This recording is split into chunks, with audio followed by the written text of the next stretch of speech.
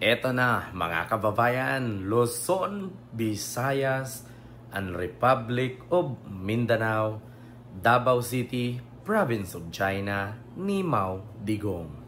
So ngayon mga kababayan, eto na, napakagandang balita. Para sa atin, mga loyalista, masarap sa pakiramdam, mainit-init sa taingang pakinggan, pero sa mga DDS, masakit sa tainga, nakakasulasok ang pandinig, ang pangamoy, no? Nakakasilaw kung titigan. Diba? Tumatagos sa buto ang kanilang nararamdaman sa sinasabi ngayon ni Pangulong Bongbong Marcos. Bakit? Ganito kasi mga kababayan eh. Speaking of impeachment kasi, parang ako, maskin kayo ng mga nanonood sa aking vlog ngayon, ramdam nyo na talagang pabor po talaga na. Actually, noon, speaking of impeachment ni Sara, sabi nga ni Pangulong Bongbong Marcos, wag na kayong magsayang ng oras. Wag nyong pag-aksayahan ng panahon yung impeachment na yan. Bakit? Kapag na-impeach ba ang isang government official, yayaman ba ang isang Pilipinong naghihirap? Aahon ba sa kahirapan ang isang Pilipino kapag mayroong isang government official na ma-impeach? Do not waste your time or it's waste a time, sabi ni BBM. Sayang lang sa panahon, sayang sa oras yung impeachment na yan. Bagkus totoo naman. Bakit mga kababayan? No? Kasi kapag magkaroon ng impeachment kasi, ang ekonomiya ng Pilipinas may possibility na hihina. Kasi bakit? Lahat kasi ng mambabatas, Senado, Kongreso, at lahat ng government mapapatutok doon sa impeachment. So mapapabayaan ang paglago ng ekonomiya at hindi matututukan ng gobyerno. Kasi doon na napopokus sa impeachment. Ngunit, sa kasamaang palad mga kababayan, simula nung nagrally ang Iglesia ni Cristo ng Peace Rally di Umano, nag-react itong si Juan Ponce Enrile. No? Nabagkos para sa akin, kinampihan ko nga si Juan Ponce Enrile sa kanyang statement patungkol sa Iglesia ni Cristo na hindi naman talaga yan peace rally, kundi sang-ayon sila na hindi ma-impeach si Sara. Hindi naman po bobo ang mga Pilipino, nakakaintindi. At saka wag po kayong matakot kung merong 7 million member ang INC. Ang Pilipino po, pangkalahatan sa buong Pilipinas ay 110 million.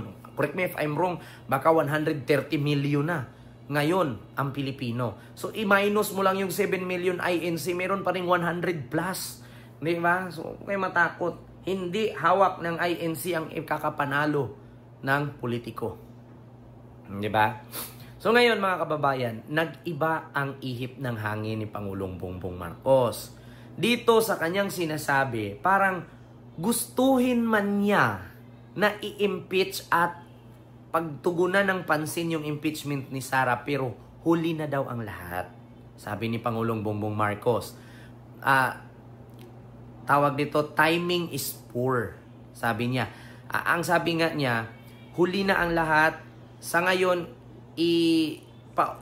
tawag doon, ano na lang natin muna, no? Ibigay mo na lang muna natin sa husgado ang pagdating sa impeachment na yan. Kasi sa ngayon walang time, ang Kongreso wala nang time, ang Senado wala nang time kasi mag-i-eleksyon na.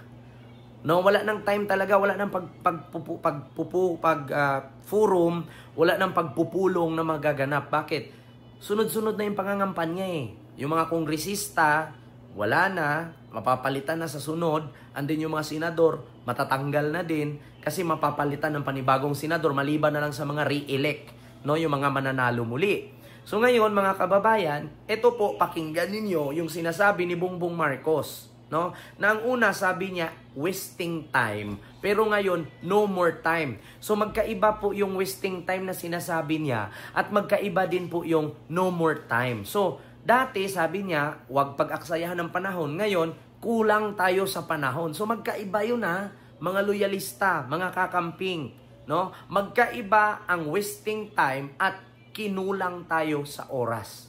So pakinggan nyo po. So pag sinabi nating wasting time, wag nang pag-aksayahan ng panahon, so parang walang gana. Pero ngayon kasi kinulang tayo sa panahon, so may possibility na gusto na nga niya. So ito na po mga kababayan, pakinggan nyo po. But I still think that now, even if Congress is mandated to process this, Congress doesn't have, the House doesn't have a choice, and the Senate doesn't have a choice once this impeachment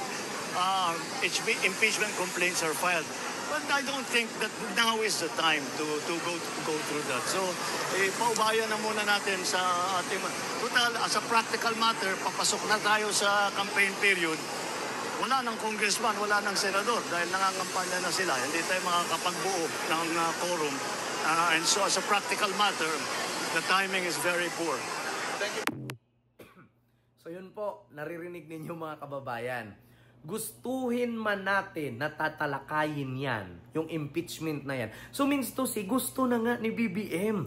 Kung noon sinabi ni BBM, wag niyong pag-aksayahan ng oras yan. Kasi yung impeachment na yan, pag nagpa-impeach ba tayo ng isang government official, yung Pilipinong naghihirap ba, yayaman? Yung Pilipinong nahihirapan, aahon ba? So sabi ni BBM. Pero nung sinabi na ni Juan Ponce Enrile, no, na parang niloloko na tayo Parang, kumbaga, ganito ganyan, sabi niya sa English ni Cristo. So nagpapahiwatig dun, sabi nga ni BBM dito, ipapakita ko sa inyo. Sabi nga ni BBM dito, si Enrile kasi isa sa kaniyang pinagkatiwalaan at magaling mag-isip. 'Di ba? Na politician yan, advisor niya yan 'Di ba? So, parang sumang-ayon si Pangulong Bongbong Marcos sa sinasabi ni Enrile. So, kung noon, sabi ni BBM, ayaw niyang ipa-impeach si Sara kasi sayang sa oras, sayang sa pera, 'di ba? O, hindi naman ikakayaman ng Pilipino yan pag na-impeach yung isang official. Pero ngayon, kung gustuhin man natin, narinig nyo kung gustuhin man natin na i-impeach, kulang tayo sa panahon. So, ibig sabihin pala, tapusin muna itong eleksyon. No? So, pag natapos ang eleksyon, tsaka na siguro asikaso. Actually, 2025, 26, 27, 28. So, meron pang 3 years. Nako, aabutan kaya ng 28?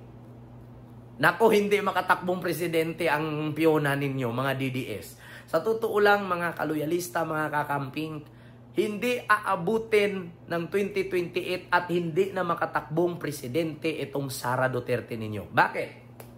Ako advance ko mag-isip Advance na lang natin, explain ko lang sa inyo. Bakit? Kapag ang isang government official ma-impeach or matanggal sa pwesto or sa posisyon, never na siyang makabalik or makapasok or makatungtong sa anumang posisyon sa gobyerno, maskin tanod.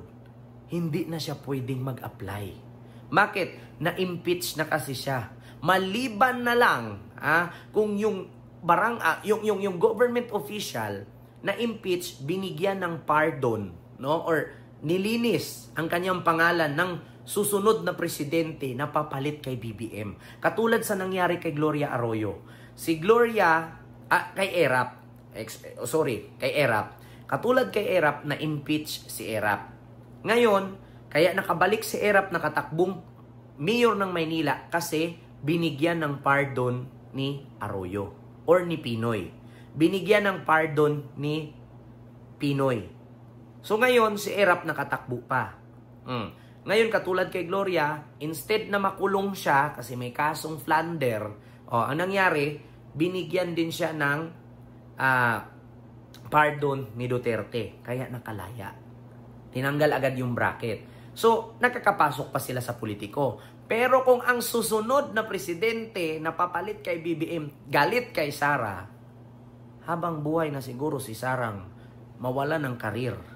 Maliban na lang kung maging presidente ulit si Digong, no? Napapalit kay BBM. Sinong pambato ng grupo ng mga Duterte na tatakbong presidente kung malayo pa lang 2028 impeach na si Sara? Nga. Hindi naman po pwedeng si Bato, si Robin. Hindi naman po pwedeng si Bungo. Wala. Si Bato, Ano asahan mo dyan kay Bato? Taga mo sa Bato, di mananalo yan. Bongo, ano asahan mo dyan? Robin, nako, mas lalo. So ito po mga kababayan, klarong-klaro na si Pangulong Bongbong Marcos sang-ayon, no? At gusto na talagang ma-impeach si Sara. So magkaiba po yung dati. Do not wasting of time. Ngayon, no more time. 'Di ba? Timing is poor. Naku, magkaiba ang wasting of time at timing is poor. 'Di ba? So, kung wala pa lang eleksyon, nako, impeach. Oh, ngayon pag na-impeach si Sara, sino ba ang mapapalit? Malamang sa malamang, House Speaker na tinatawag ni Sarang Tambaluslos. Yung palang papalit sa kanya. Oh, good luck. Sasabihin na naman to ng mga DDS, grabe talaga si BBM mo. Ginagamit talaga ang power. Ginigit-git talaga ang mga Duterte. Which is hindi man kami bulag. Diba? Bakit ka ba ma-impeach kung wala kang ginawang kasalanan? Hindi naman tanga ang Senado at Kongreso na papayag silang i-impeach si Sara Duterte no walang ginawang mali. So ibig sabihin, ma-impeach, may mali. So yun lang. Maraming salamat and see you next vlog. God first. Thank you. Abangan.